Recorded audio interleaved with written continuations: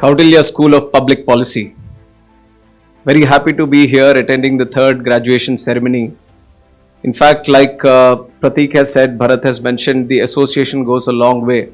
Since the idea was in the stage of inception, Pratik, I think, along with Bharat, has mentioned to me because I was a MP at that point of time. So they wanted to take some comments or suggestions from a young MP, and they reached out and said that we want to build a policy school. And I was very much interested in the idea, not just because I wanted to see more policy schools coming in the country, but also that I could be a personal beneficiary of the school also. I was probably 7 years of being a member of parliament by that time. And one of the handicaps that I've seen in the system and as myself functioning as a member of parliament was that I needed more people to associate with me, to assist me in the process of me becoming a better policy maker. And that is where I gave them the full support. I said, this is the best thing that could happen. And who better than Geetam itself leading this whole change of creating a public policy school. And then I never realized that they could put me on the board. That was the other thing. I just thought my job is done. They gave these suggestions and all, but then they put me on the board also. And I was very happy, and I proudly taken up that position as being on the board.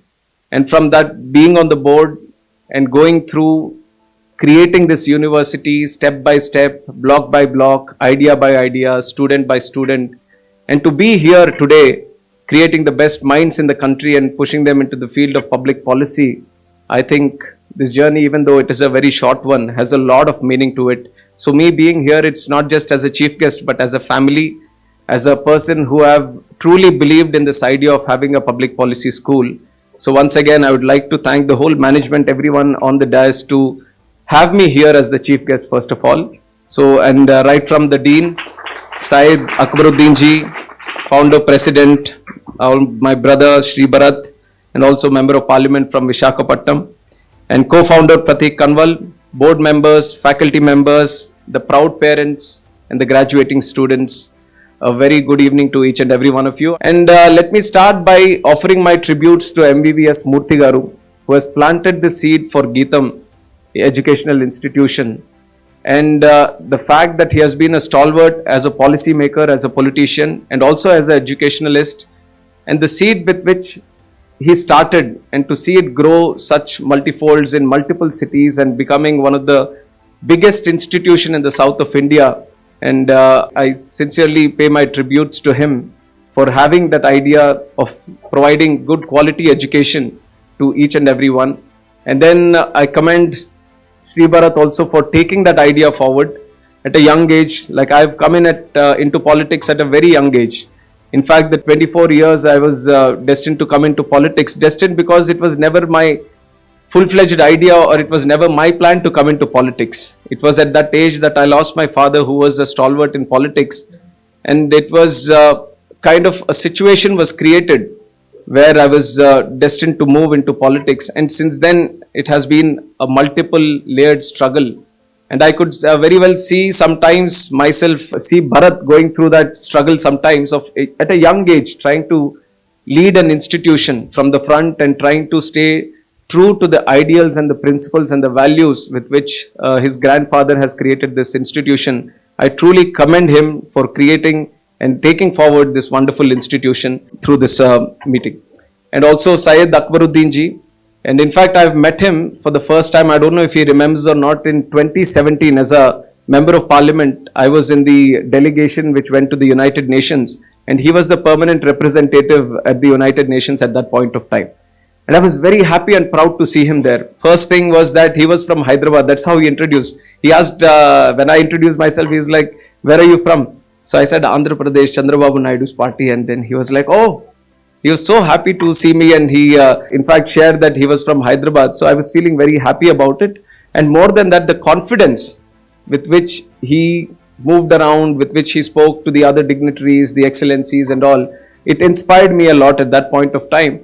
And having him come back and give back to the society in such a good way, leading this institution, especially public policy school, and trying to create that change and see the lead that he is taking, I would like to thank him also and congratulate him for all the efforts that he is putting in and the kind of direction he is giving in to the students here. I don't know if he'll agree with me or not, Probably I'd put it to him as a question: was it easier to deal with the countries or the students here today? I think that's a question he still has to answer. I don't know the answer yet. So, but leaving that aside, I would like to congratulate all the students who have made it here. 2 years of a rigorous program, and it's not that you have made something today. I would say that you have made it when you made the cut for Kautilya itself. It's such a rigorous admission process, and I was there at the time going through 2 years of this admission process, and I understood how much thought and how much energy they were putting in selecting the students itself, how rigorously the process was built in. So it almost felt like when a student was selected himself, then it itself was mark that he has made it through. So you already made it, but 2 years you gave a good direction to yourself. I think you're very much made the cut to be at it today. What I'd like to probably point out is that whatever happened till now is going to be 1% or 2% of what you're going to do tomorrow. So you have to go with that idea. It's not just that you made something big for it. You've just created the foundation for yourselves to make big and great things in the future. And the idea with which the Kautilya was created was not to create better individuals. Obviously, the process was to create better individuals, but the end product is through better individuals is to create a better nation. The ultimate goal was to create better nation through better policy. And that is where I think the whole stress has been over the years. And once again, heartiest congratulations to each one of you. The day you envisioned 2 years ago is finally here. And after a journey filled with work, learning, and gaining practical experience, you have prepared yourself to be industry ready and becoming masters of policy making. Today is a great moment of pride for all of us here. And as you step back into the real world, into the reality, equipped with the knowledge and skills to create meaningful change and contribute effectively to the society, as someone who had the privilege of being on the advisory board for some time, I've witnessed firsthand the journey of Kautilya from its inception to the point of third graduation today. And as we celebrate our graduation, I am filled with pride and optimism for the future of this great institution that holds for itself and the students that are graduating from here. And as we all know, the name Kautilya is not just a title. It is a legacy for all of us. Named after the legendary strategist and philosopher Chanakya, whose treatise Arthasastra laid the foundation for governance, economics, statecraft, the Kautilya School of Public Policy embodies his vision of pragmatic and also principled leadership. Just as Kautilya gained the Mauryan Empire to unparalleled heights through wisdom and foresight, you, the graduates of this great institute, are equipped to steer this great nation, India, toward a future of prosperity. Amongst all the youngsters today, I thought I would share my personal exposure to the world of policy making and especially the students here. Like I said, in 2014, when I came into politics, I was at the age of 24 and I had certain questions to myself to begin with. 10 years later, I'm standing here as the Civil Aviation Minister of the country, as youngest minister, and Bharat was right now asking, did we have any young cabinet minister in the last 10 years? And I was telling him in the last 50 years, there was no cabinet minister at the age of 37. So this is quite an unbelievable moment for me also. Just being here in politics for 10 years and you're standing here as a cabinet minister of the country. And over the decade, the path that I followed was to stay connected to the grassroots as a member of parliament, and which is important for all the policy makers here, that policy maker is not just paperwork for you. It is people's work. So you have to be connected to the grassroots. Whatever change that you want to bring into the society, you have to always imagine that behind all the data analysis that you do, behind all the paperwork that you do, behind all the surveys and researches that you do, there is ultimately a person or a group of people that are going to benefit from what you do. So you should always remember the people aspect of policy making as you move forward. And as an MP, I have actually participated in many of the parliamentary discussions and gaining a deep understanding on the challenges and opportunity in policy implementation. Initially, like I said, I felt very much handicapped with the kind of people that I thought were more required to actually help the parliamentarians also make better policy making. And that is what I see today, that is gaining more and more prominence, and which is very much a positive sign for you also graduating students, is the kind of seriousness with which policy making is being taken in the country, right from the central government, the state governments, and the industry on a whole. So there is a lot of prominence today being put on policy making, not just on the organizations but individuals also. People are finding more and more need to have these kind of policy makers and individuals who are really interested in policy making. So that is a good sign for all of you who are going forward graduating from here. And also, right from me trying to advocate for policies, trying to give some kind of suggestions into policy making, I today as a minister have passed 2 bills in the parliament today as civil aviation minister in the last 9 months. So the journey has been quite exhilarating for me at a personal level also. And in the journey over the years, it has taught me that effective public policy making is not just having a vision, but also bridging the gap between intent and impact.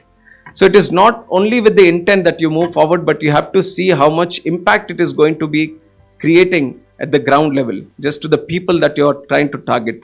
And public policy always becomes the backbone of a nation's progress, a dynamic field that touches every aspect of the society. This is not just related to a certain aspect, but each and every aspect, each and every individual of the society gets changed with good policy making, from healthcare, education, geopolitics, foreign affairs, and economic development.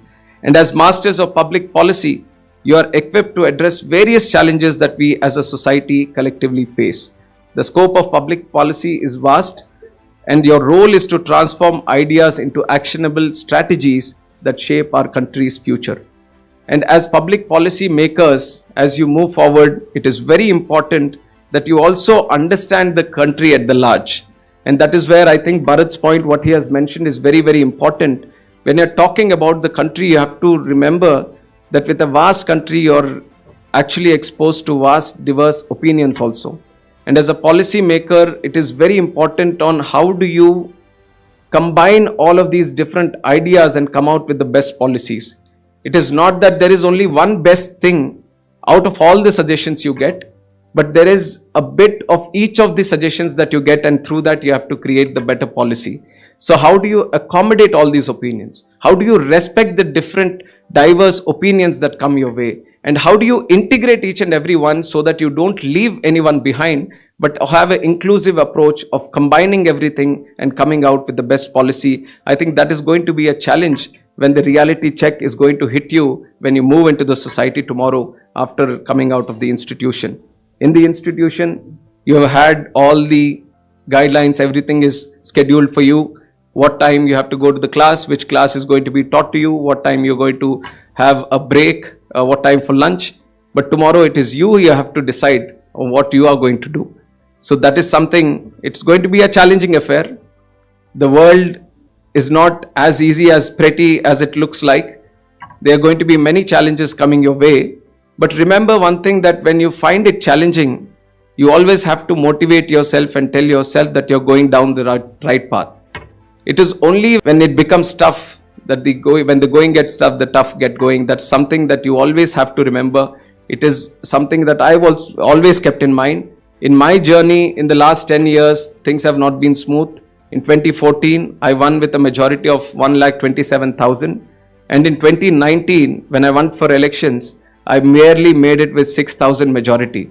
And once I contested again in 2024, I got a majority of 3,27,000. So it is very difficult to understand how people are going to vote. But the lesson to be learnt is that challenges are going to be there. Even though if it gets tough, you have to stay true to your cause. And another thing that I've learned over the years is to how do you adapt to these small situations that get created in times that becomes very, very challenging for you. And one example that I'd like to take is that my first years as Member of Parliament, we used to be 16 Telugu Desam Party MPs. And the way we used to be allocated time in the Parliament to speak was according to the number of people you had in the party. So having 16 members, we always used to get 20 minutes, 30 minutes to speak on every subject. And that gave me ample time to explain myself properly and to create a story in which I would want to explain my point. But then came the situation where we were only 3 MPs. And 3 MPs, we were given merely 2 minutes, 3 minutes, or 4 minutes to explain one of the most complex bills also in the parliament. It didn't make any sense, but that is how the system functioned. So you have to challenge yourself to put in your best of the ability to make use of the time. You can't just say that I'm a second timer, I used to speak for 20 minutes before, so I still need to get that time. I'm only going to speak if I get 20 minutes. No, but that was the situation which was pushed onto me. I took up that challenge. I said I have to reinvent myself. If I was doing it in 20 minutes, how best can I do it in 5 minutes or 4 minutes and put the point across? So these are the kind of challenges you might face today. You might be in different organizations, you might be employed or self-employed or not employed. So whatever challenges come your way, you would have already decided on what kind of change you want to create, what kind of processes you want to create into the system. But that's little adaptations is very much required, and that requires a lot of discipline, focus, and patience. So always remember these 3 words: motivation. I would not motivate you here today. We are living in a social age. If you go to Instagram, you would get motivation in all the different languages, in all ages that you want, in all forms and all kinds. So motivation is not the important aspect that we need as a country or for the youth that we need today. We need more discipline in the system. We need more focus, concentration, and we need more patience for all the people, because we are trying to look at long term. And that is where I see a lot of youngsters who are coming out, graduating, who are intelligent, knowledgeable, who feel that they have cracked it by earning the necessary cut in their marks in the institutions. But then they are coming out and they're just falling on a short-term models.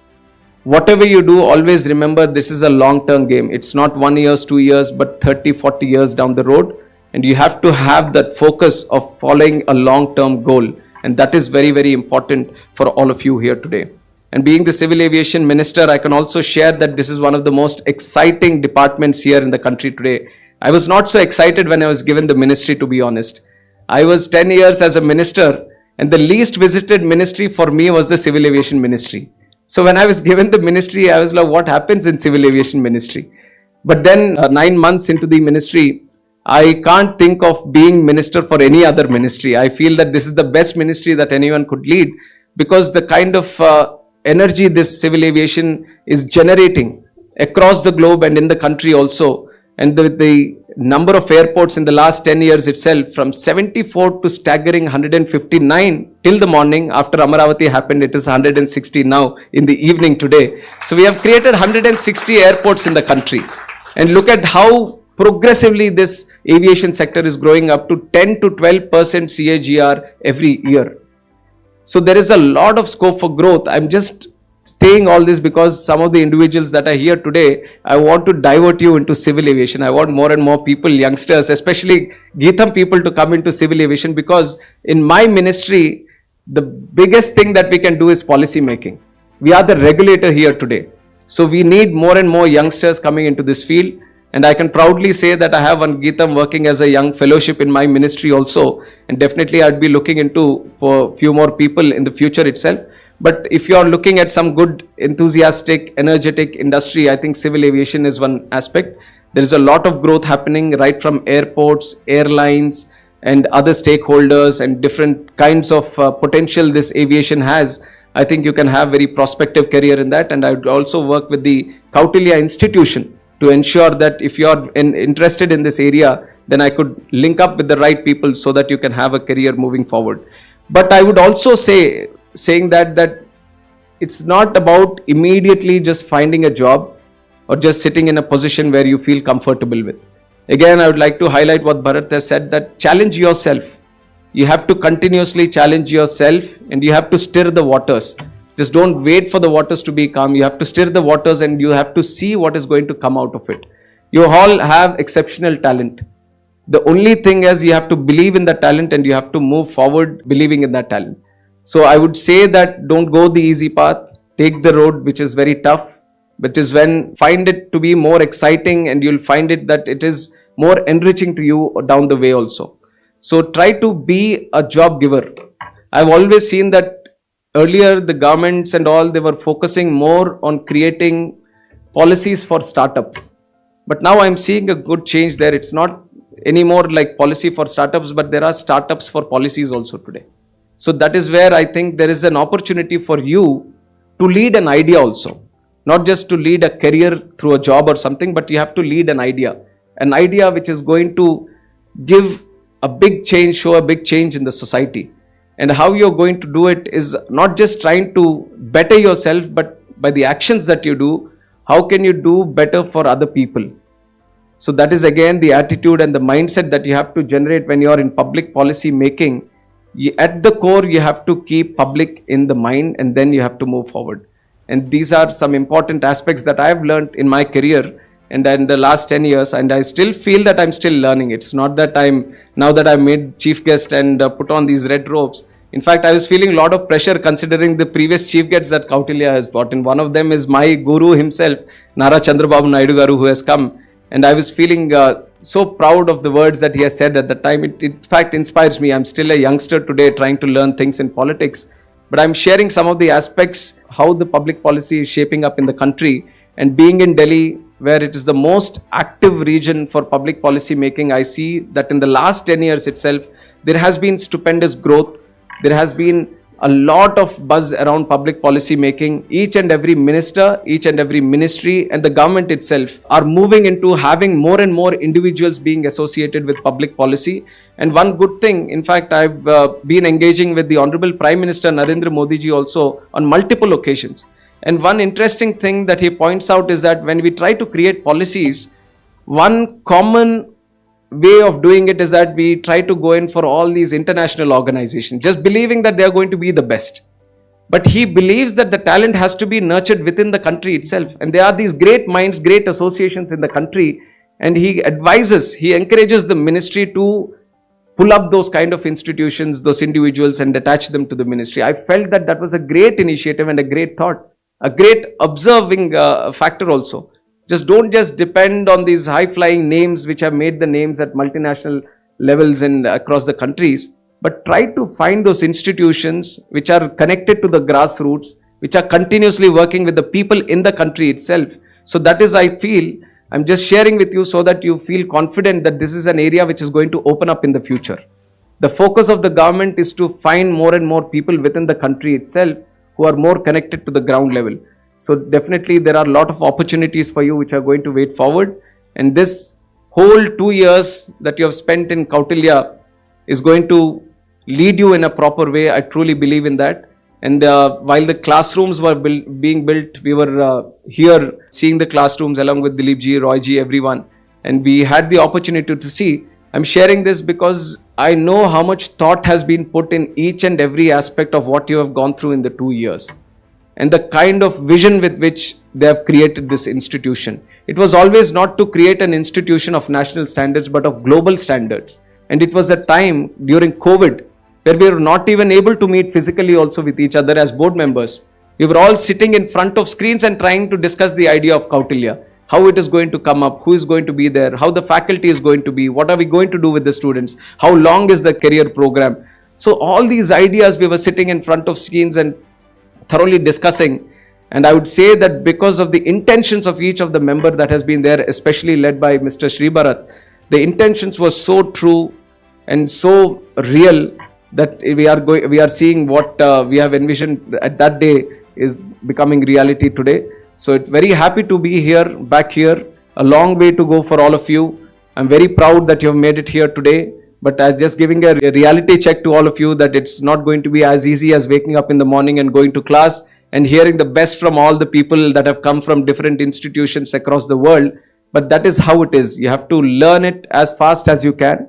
Learn to walk, learn to run, and learn to fly. I think that's the most important thing for all of us. And one thing I would suggest at the end is as you learn to fly, just remember to keep your feet on the ground. So sincere congratulations to each and every one of you, and to the parents and the institution for being a supporting pillars for all of you to come here today. And I wish you all the best to the future of you. Thank you so much. చూసారు కదండి. మరి ఈ video కనుక మీకు నచ్చినట్లయితే ఒక like కొట్టేసి మీ అభిప్రాయాన్ని కూడా కామెంట్ బాక్స్లో తెలియజేస్తూ ఇలాంటి ఇంట్రెస్టింగ్ అప్డేట్స్ కోసం మా ఛానల్ని సబ్స్క్రైబ్ చేసుకోండి.